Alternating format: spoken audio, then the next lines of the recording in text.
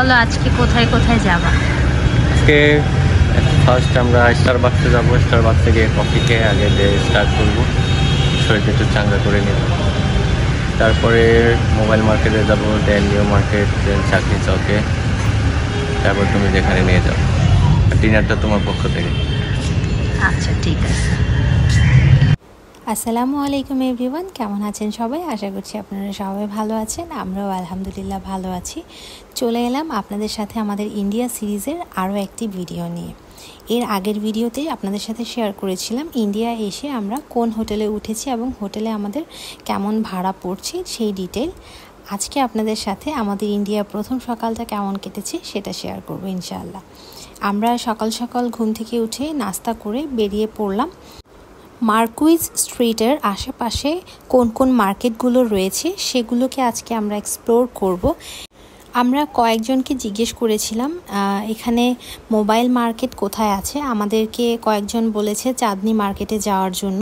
Actually আমার husband একটা mobile দেখতে চাচ্ছিল, তাই আমরা মোবাইল মার্কেট খুঁজছিলাম। তো এই তো আমরা চাঁদনি মার্কেটে চলে এসেছি। এখন আমরা মার্কেটের ভেতর গিয়ে দেখব কি কি রয়েছে, অ্যাকচুয়ালি ওখানে আমরা যা খুঁজতেছি সেটা পাই কি না। সো ঘুরতে ঘুরতে আমরা অনেকটা জায়গা ঘুরে ফেলি, কিন্তু এখানে আসলে পছন্দসই কোনো মোবাইলের শপ আমরা পাইনি। মোবাইল মার্কেটের সন্ধানে ঘোরাঘুরি করতে করতে আমরা ফাইনালি একটা ক্যাফে খুঁজে পাই।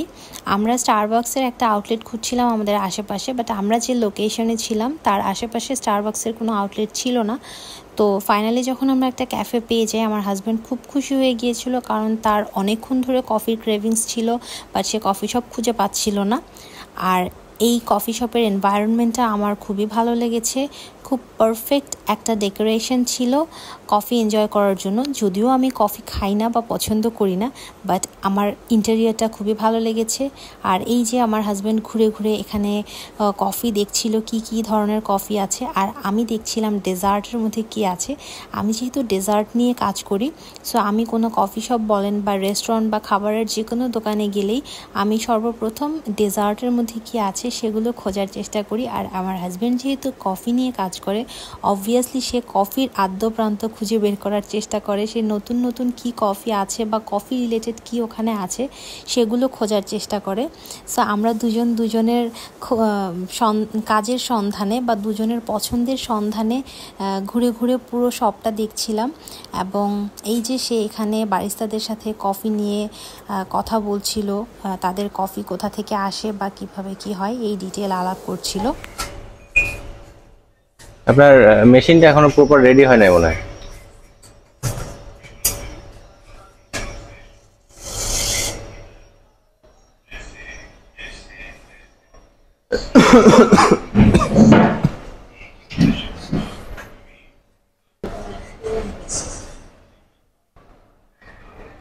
It's a very bad experience.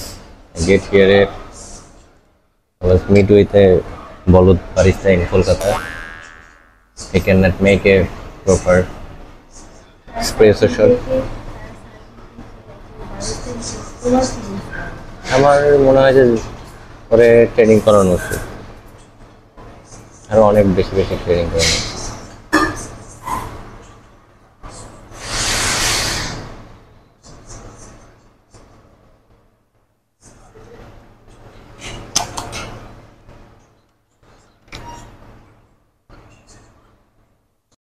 কফির সাথে খুবই বাজে একটা এক্সপেরিয়েন্স শেষ করে এবার সে দুঃখ ভোলানোর জন্য আমরা একটা সুন্দর হলুদ ট্যাক্সিতে রিজার্ভ করে বেরিয়ে পড়ছি কলকাতা শহর ঘুরে দেখার জন্য।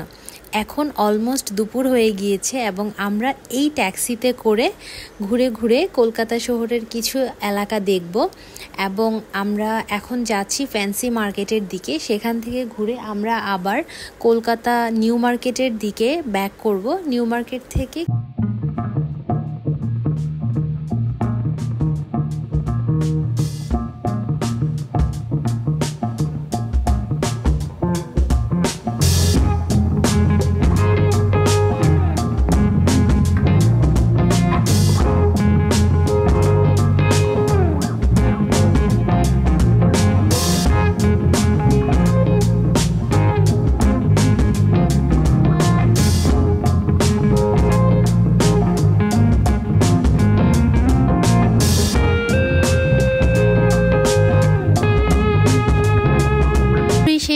এক পর্যায়ে আমরা বের হয়ে পড়ি খাবারের খোঁজে। আমরা ডিসাইড করতে পারছিলাম না আমরা কী খাবো। নিউ মার্কেটের এক সাইডে এখানে পাশাপাশি অনেকগুলো খাবারের দোকান রয়েছে। এখানে আমরা ওয়াও মোমোর একটা আউটলেট দেখতে পেলাম এবং আমার মোমো পার্সোনালি খুব পছন্দ, তাই আমি আমার হাজব্যান্ডকে বলছিলাম চলো কেননা আমরা মোমো ট্রাই করি।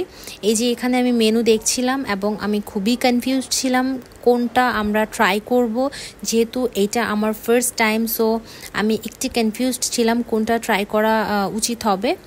আমরা 2 ধরনের মোমো অর্ডার করেছিলাম, একটা ছিল চিকেন মোমো মানিয়া যেটা, আর একটা ছিল তাদের মশালা চিকেন মোমো।